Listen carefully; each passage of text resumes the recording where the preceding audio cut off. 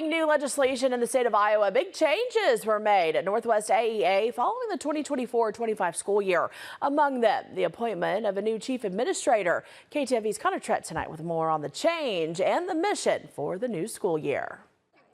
It's a new school year for Northwest AEA in Sioux City, the organization that provides educational services to schools in 10 counties across Northwest Iowa.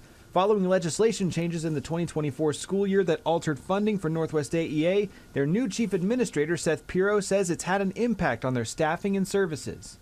The areas that have had the biggest impact are general education services in the areas of literacy, math, and then with our delivery of media services, and then on the service delivery side for really training, coaching, that infrastructure that it really takes to build up and implement high quality services.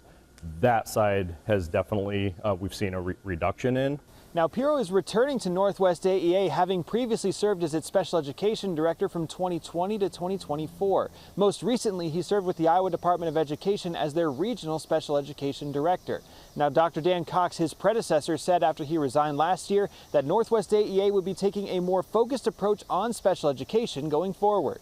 On the special ed side, we've adjusted staff assignments to really prioritize those three main areas of what we're responsible for, which is child find, related services, and support with schools to develop strong IEPs for kids.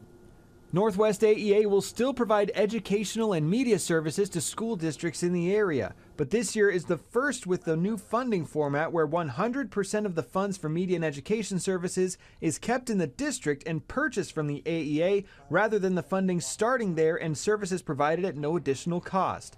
Pirro says that has changed how they're approaching providing those services. It makes us look ahead more and plan further into the future as far as the services that schools wish to purchase from us. And so now we have to work closer with districts to plan ahead, and we might not be able to provide those right now, but knowing what districts want from the AEA, we can set ourselves up to support them in the future. And that was Connor Trett reporting. Northwest AEA's early access program that serves children from birth to age 3 is still offered and will remain unchanged.